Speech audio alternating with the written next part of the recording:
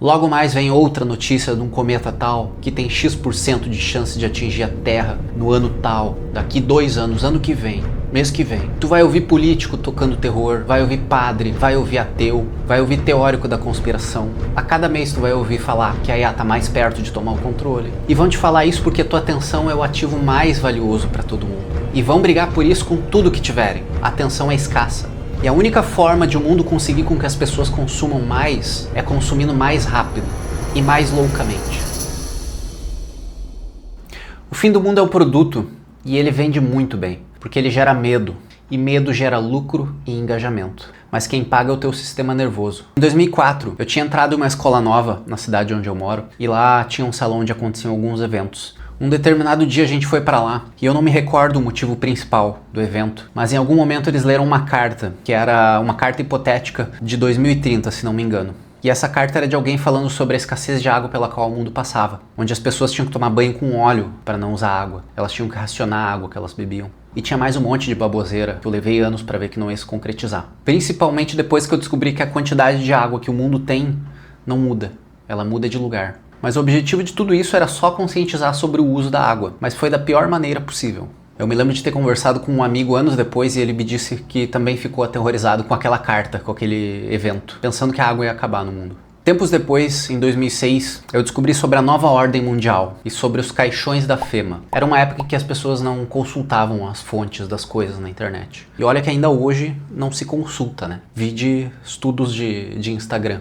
E eu era uma criança também, mas enfim. Mais um medo que eu tinha, o de que um governo mundial tomaria controle do mundo de maneira muito súbita e que aqueles caixões que cabiam 5 pessoas, 5 corpos, estavam sendo preparados para esse momento de ruptura e que ali muitas pessoas morreriam. Chegando perto de 2012, e apesar de nem acreditar nas tais profecias da época, mas eu sentia uma movimentação no mundo, na mídia, de que aquelas profecias pudessem ser reais. Provavelmente ninguém acreditava nisso, era só mais conteúdo a ser feito. E ainda para ajudar saiu um filme naquele ano, o 2012, que mostrava um monte de catástrofes acontecendo no mundo.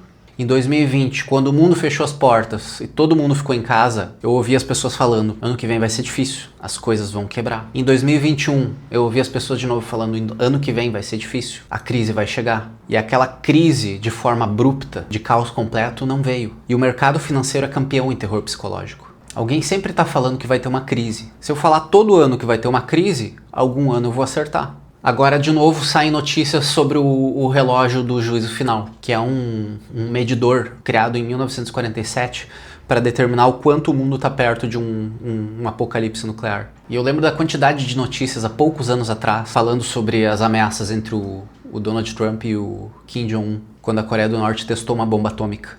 A porcaria do relógio do juízo final estava bombando na época também.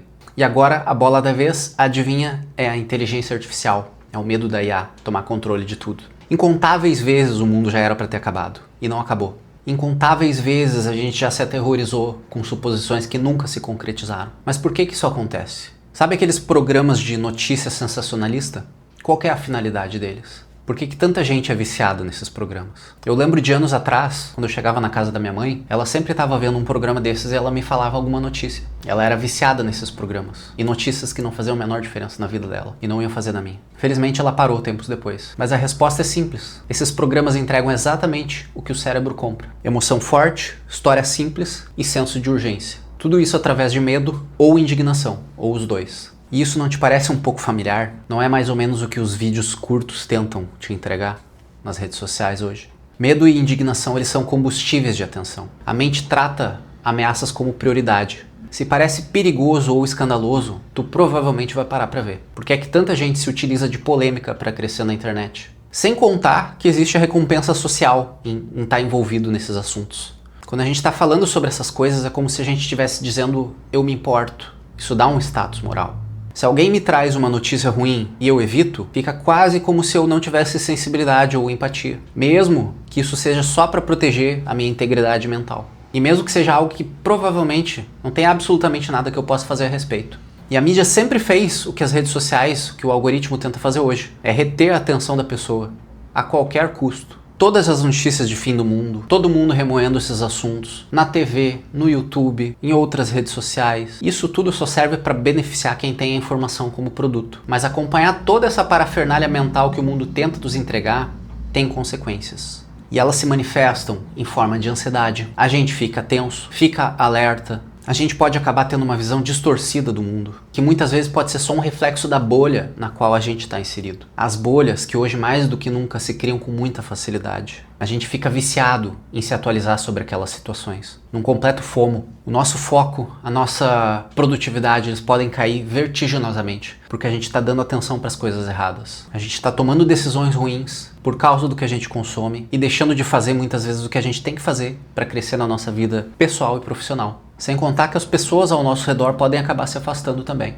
Tu pode até achar engraçado o que eu vou falar, mas a maior consequência que eu tive como vítima do medo como ferramenta veio na forma de uma depressão leve alguns anos atrás. Depois de consumir vários canais de geopolítica em que todo mundo falava com muita convicção sobre rupturas que poderiam acontecer no mundo. E eles falavam com tanta certeza que parecia que eles quase sabiam que alguma coisa ia acontecer. E eu acreditei que o mundo passaria por uma ruptura assim. Eu acreditei que a gente passaria pelo caos. Eu estoquei comida, eu segurei os meus investimentos, fiquei pensando que a bolsa de valores pudesse ser talvez desligada e o nosso dinheiro digital sumisse. Eu queria aprender a plantar comida, queria comprar um sítio para me afastar da cidade. Tudo isso passou pela minha cabeça, no que hoje eu considero que foi um período de alucinação, consequência do que eu consumi. Mas adivinha, nada aconteceu. Ano após ano, estava cada vez mais perto de acontecer e não aconteceu. Ano que vem vai acontecer e não aconteceu. Até que eu me libertei e me vi em paz, lúcido, e voltei a focar na minha vida, nos meus planos. O que tiver que acontecer, vai acontecer. As coisas estão fora do nosso controle. A preparação para algumas coisas está no nosso controle, mas sem loucura, sem exagero, sem excesso. E sabe como tu se liberta disso também? Tem que saber que vai acontecer de novo e de novo. O mundo vai acabar todo ano, ou pelo menos é isso que vão tentar te dizer. Vão tentar te fazer acreditar. Tu vai ouvir todo ano sobre uma nova doença que pode fechar o mundo de novo. Só que dessa vez ela vai ser mais letal. Tu vai ouvir o mercado financeiro dizer que ano que vem a crise vai chegar e que tudo vai quebrar. Tu vai ouvir sobre catástrofes. Logo mais vem outra notícia de um cometa tal que tem X% de chance de atingir a Terra no ano tal, daqui 2 anos, ano que vem, mês que vem. Tu vai ouvir político tocando terror, vai ouvir padre, vai ouvir ateu, vai ouvir teórico da conspiração. A cada mês tu vai ouvir falar que a IA tá mais perto de tomar o controle. E vão te falar isso porque a tua atenção é o ativo mais valioso para todo mundo. É disso que se trata. É o ativo mais valioso para toda a internet. E vão brigar por isso com tudo que tiverem. Porque no meio de tanto de tudo, a atenção é escassa. E a única forma de o mundo conseguir com que as pessoas consumam mais é consumindo mais rápido e mais loucamente. Precisam ativar os teus neurotransmissores para conseguir tua atenção. E o medo é o atalho. Mas tu precisa resistir. O que quer que tu consuma, positivo ou negativo, vai influenciar os teus pensamentos. E os teus pensamentos vão influenciar as tuas ações. E as tuas ações são a tua vida. Tu precisa de um filtro forte do que tu consome e de fontes. E tu já parou para pensar no quanto de conteúdo tu consome que realmente é útil? Eu sei que a gente precisa de momentos de descontração. Não dá pra gente virar um robô naquela produtividade maluca e ignorante. Mas tudo que não é útil é ruído. E quanto mais de ruído a gente realmente precisa na nossa vida? O medo nos coloca também numa corrida imaginária. E eu falo mais sobre essa corrida nesse vídeo aqui. Te vejo por aí.